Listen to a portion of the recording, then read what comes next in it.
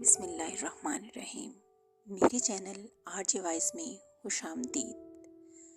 آج میں آپ کو جو کہانی سنانے جا رہی ہوں اس کا عنوان ہے ناچنے والے جوتے اور 12 شہزادیاں۔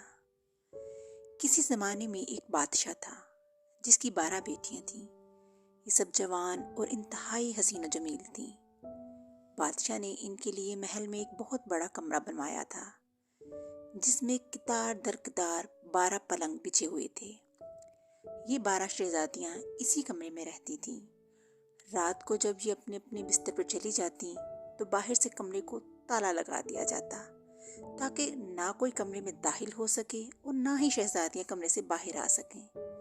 لیکن ان تمام احتیاطی تدابیر کے باوجود صبح جب ان کے کمرے کا دروازہ کھولا جاتا تو 12 کی 12 شہزادیوں کے جوتوں کی حالت ایسی ہوتی جیسے وہ رات بھر رقص کرتی رہی ہوں۔ ان کے جوتوں سے یہ بھی پتہ چلتا تھا جیسے وہ محل سے باہر کہیں ہوں۔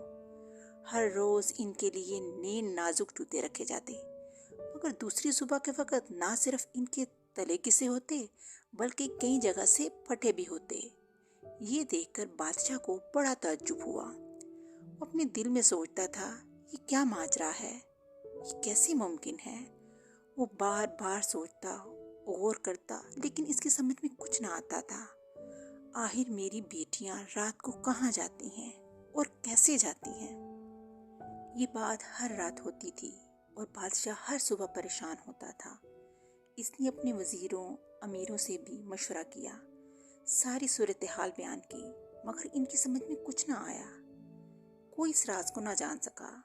انہوں نے بھی تعجب کا اظہار کرتے ہوئے ادب سے کہا، ہماری سمجھ میں یہ بات نہیں آتی کہ محل کے باہر ہر طرف پہرے ہونے کے باوجود شہزادیاں کیسے جا سکتی ہیں؟ ان کے لیے محل سے باہر جانا ناممکن سی بات ہے۔ آخر جب بادشاہ کی سمجھ میں کچھ نہ آ سکا تو اس نے اعلان کروا دیا کہ اگر کوئی شخص یہ معلوم کر لے گا کہ رات کو شہزادیاں جا کر رقص کہاں کرتی ہیں تو اس سے ایک شہزادی کی شادی کر دی جائے گی۔ اس کے ساتھ ساتھ اس نے یہ بھی اعلان کیا کہ میرے مرنے کے بعد وہی شخص تخت و تاج کا مالک ہوگا، اور اگر وہ یہ راز معلوم کرنے میں ناکام رہا تو اس کی سزا موت ہوگی۔ اس لیے اسے صرف 3 دن کی مہلت دی جائے گی۔ اگرچہ موت کا خطرہ ساتھ تھا لیکن پھر بھی شہزادیوں سے شادی اور تخت و تاج کا لالچ ایسا تھا کہ بہت سے نوجوانوں نے اور شہزادوں نے یہ راز معلوم کرنے کے لیے تیاری پکڑ لی۔ سب سے پہلے کسی دوسرے ملک کے بادشاہ کا ایک بیٹا آیا۔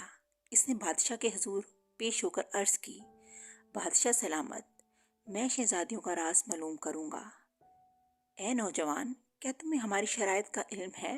بادشاہ نے اس سے دریافت کیا اور ساتھ ہی بولا، یاد رکھو، ناکامی کی صورت میں تمہاری سزا موت ہوگی۔ حضور والا، مجھے علم ہے، میں سوچ سمجھ کر حاضر ہوا ہوں۔ ٹھیک ہے، ہماری طرف سے اجازت ہے۔ تم یہ راز معلوم کرنے میں کامیاب ہو گئے تو ہم اعلان کے مطابق تمہاری پسند کی شہزادی سے تمہاری شادی کر دیں گے اور تمہیں اپنا وارث مقرر کر لیں گے۔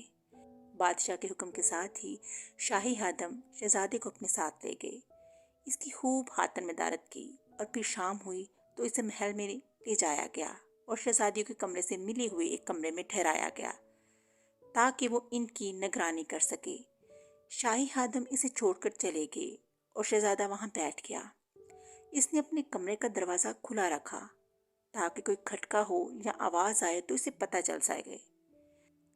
وہ بڑا چوکس ہو کر بیٹھا ہوا تھا کہ تھوڑی دیر بعد بڑی شہزادی اس کے پاس آئی۔ اس کے ہاتھ میں شربت کا پیالہ تھا۔ وہ یہ پیالہ اس کی طرف بڑھاتے ہوئے بولی، تم ہمارے مہمان ہو، میں تمہارے لیے یہ شربت لائی ہوں۔ شہزادہ اس وقت شہزادی کے حسن سے اس قدر معروف ہوا کہ اس نے بغیر سوچے سمجھے پیالہ اپنے ہاتھ میں لے لیا اور غٹاغٹ پی گیا۔ شکریہ، اس نے پیالہ واپس کرتے ہوئے کہا اور شہزادی واپس چلی گئی۔ شہزادی کے جانے کے بعد وہ پھر بیٹھ گیا۔ اس کے کان ہر آہٹ اور ہر آواز پر لگے ہوئے تھے اور نظریں شہزادیوں کے کمروں پر جمی ہوئی تھیں۔ ابھی تھوڑی ہی رات ہوئی تھی کہ اسے اونگ آنے لگی اور پھر دیکھتے ہی دیکھتے وہ لیٹ کر سو گیا۔ سویا بھی اس طرح کہ اسے ہوش نہ رہا۔ دوسری صبح جب اس کی آنکھ کھلی تو وہ ہڑبڑا کر اٹھا اور جب اسے پتہ چلا کہ آج بھی شہزادیوں کے جوتوں کے तलवे घिसे हुए हैं तो वो बड़ा पछताया। इसे अपने आप पर बहुत अफसोस हुआ कि वो क्यों सोया था।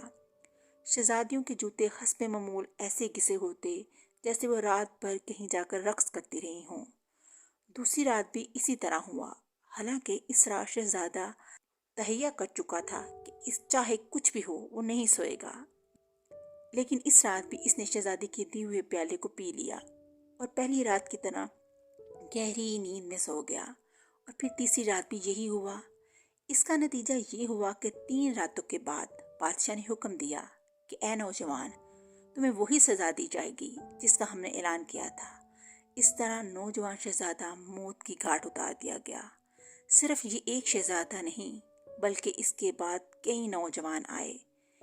इनमें शहजादे भी थे, वजीरों के बेटे भी थे, अमीरजादे भी थे, लेकिन इन सब का वही हशर हुआ जो सबसे पहले वाले शहजादे का हुआ था। ये सब के सब शहजादी से शादी और तख्त ताज के लालच में आए थे और अपनी जान गंवा बैठे। और शहजादियों का राज अभी तक राज ही रहा। इसे मालूम करने में कोई कामयाब न हो सका। इत्तेफाक की बात है कि एक गरीब सिपाही का इस मुल्क से गुजर हुआ। ये सिपाही किसी दूसरे मुल्क का था और किसी जंग में इस तरह जख्मी हो चुका था कि अब लड़ने के काबिल नहीं रहा था। इसने भी यहाँ के बादशाह का ऐलान सुन रखा था और उसे ये भी मालूम था कि शहजादियों का राज मालूम करने के लिए कई लोग अपनी जान गंवा चुके हैं। इस वक्त ये सिपाही एक जंगल में से गुजर रहा था और अपने ख्याल में मगन चला जा रहा था। इसे छोटे कद की एक बुढ़िया मिली जो दरअसल परी थी।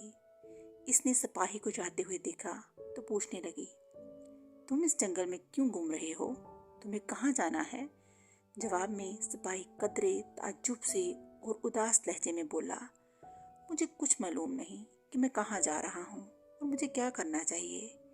इतना कहने के साथ ही इसने बुढ़िया की तरफ देखा और यूं ही मजाक में कहने लगा, मेरा ख्याल है मुझे शहजादियों का ये राज मालूम करना चाहिए कि वो रात को कहाँ जाया करती हैं और कहाँ रक्स करती हैं।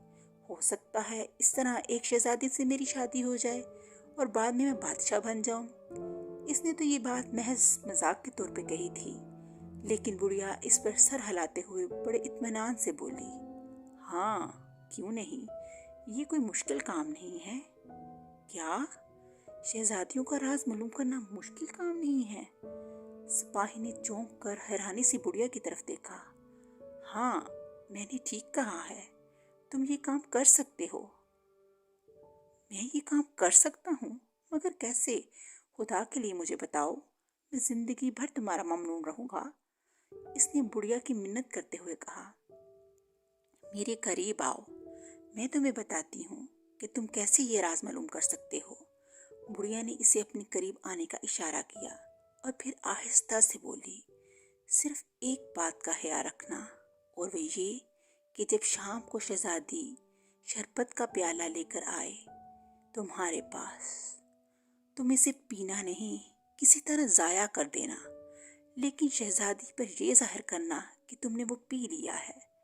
फिर जब शहजादी चली जाए तो तुम झूठ मूठ ऐसे लेट जाना जैसे तुम गहरी नींद में सो रहे हो, मगर अपनी जगह पूरी तरह होशियार रहना। इतना कहने के बाद इसने सिपाही को एक चोगा दिया और कहा, तुम जब ये चोगा पहन लोगे तो तुम दूसरी को दिखाई नहीं दोगे, लेकिन खुद सबको देख सकोगे। इस तरह तुम रात को शहजादियों का पीछा कर सकोगे और तुम्हें ये राज मालूम हो जाएगा वो कहाँ जाती हैं।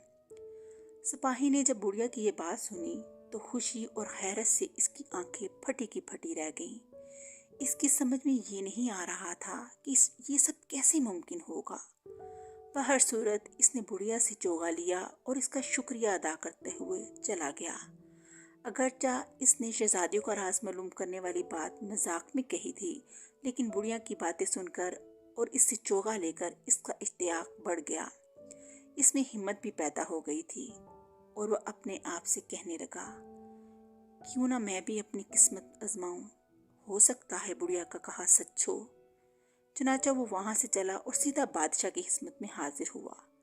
दरबार में हाजिर होकर अदा बजा लाया और फिर सर झुकाकर अर्ज किया, आलीजा, मैं भी किस्मत आजमाई के लिए आया हूँ। मैं शहजादियों का राज मालूम करूँगा। बादशाह ने एक नज़र इसे देखा और फिर बोला, क्या? अच्छा क्या तुम्हें हमारी शराइत का इल्म है? हजूर, मैं जानता हूँ, और तुम्हें ये भी मालूम होना चाहिए कि तुमसे पहले कई नौजवान अपनी जानें गंवा चुके हैं, इसलिए पूरी तरह सोच समझ के फैसला करना। हजूरे वाला, मैं सोच समझ कर हाजिर हुआ हूँ, मुझे आपकी हर शर्त मंजूर है। जब बादशाह ने ये सुना तो कहने लगा, अगर तुम इस काम के लिए वाकई आमादा हो, तुम्हारी तरफ से इजाज़त है। इसके साथ ही इसने हादमों को हुक्म दिया, इस शख्स को शाही लिबास पहनाया जाए और इसकी हातम मदारत की जाए। जैसे ही बादशाह ने हुक्म दिया, हादम आगे बढ़े और गरीब सिपाही को अपने साथ ले गए। उन्होंने इसे नहला धुला कर नए कपड़े पहनाए, अच्छे अच्छे खाने खिलाए। वो भूखा था, इसलिए खूब जी भर कर खाया। फिर जब शाम हो गई तो हादम इसे महल में ले आए और शहजादियों से मिले हुए कमरे में छोड़कर वापस चले गए। सिपाही ने अपने कमरे का दरवाज़ा खोला और वहीं बैठ गया। वो वहाँ चौकस होकर बैठ गया था। इसकी नज़रें शहजादियों के कमरों पर थीं।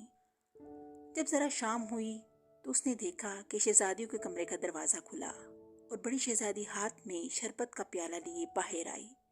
शहजादी इस कदर हसीन थी कि सिपाही ने इससे पहले कभी कोई औरत इतनी हसीन नहीं देखी थी। वो इसे आता देखकर कदरे संभल कर बैठ गया। शहजादी आहिस्ता आहिस्ता चलती हुई इसके पास आई और प्याला इसकी तरफ बढ़ाते हुए बोली, तुम हमारे मेहमान हो, मैं तुम्हारे लिए शरबत लाई हूँ।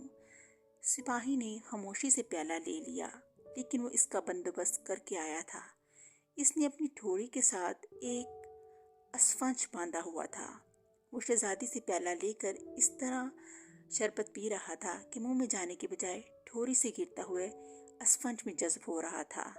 यूं इसने शरबत का कतरा भी न पिया और प्याला भी खाली हो गया। लेकिन शहजादी यही समझ रही थी कि इसने शरबत पी लिया है, लिहाजा वो खुशी खुशी वापस चली गई। इधर सिपाही इस तरह लेट गया जैसे उसे नींद आ रही हो, और फिर थोड़ी ही देर बाद वो जोर जोर से हराटे ले रहा था। शहजादियों ने जब इसके हराटों की आवाज़ सुनी तो हंसने लगी कि आज भी इनकी तरकीब कामयाब हो गई। सबसे बड़ी शहजादी कहने लगी, लो, दूसरे नौजवानों की तरह इस आदमी का भी आखिरी वक्त आन पहुंचा, ये भी मौत के मुंह में जाएगा। इसके बाद वो सब अपने कपड़ों की अलमारियां और संदूक खोल ले इनमें से अपने पसंद के शानदार कपड़े निकाल रही थी, और फिर सब आईनों के सामने खड़ी हो गईं और लिबास तब्दील करने लगीं। वो लिबास भी तब्दील करती जा रही थी और साथ ही साथ अपने एक दूसरे के साथ मजाक भी कर रही थी। जब सब लिबास तब्दील कर चुकी तो उन्होंने अपने अपने नाजुक जूते पहने जो रोज़ाना नए रखवाए जाते थे।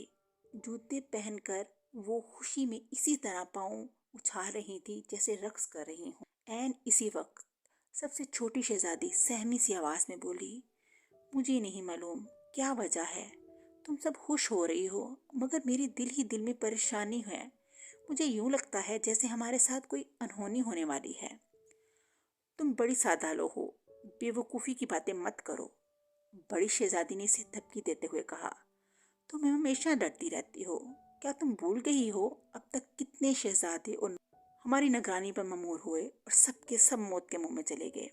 फिर वो छोटी शहजादी की हिम्मत बढ़ाते हुए बोली, जहाँ तक इस सिपाही का तल्लुक है, इसकी तो इसी वक्त आंखें बंद हो रही थी जब मैं कमरे में दाखिल हुई। अगर मैं इसे बेहोशी के लिए शरबत ना भी पिलाती तो फिर भी गहरी नींद सो जाता। अब तो मैंने बेहोशी के लिए शरबत भी पिला दिया है, अब तो वो सो चुका होगा। कहानी का बकिया हिस्सा अगले पार्ट में सुनाया जाएगा। तब तक के लिए अल्लाह हाफिज़।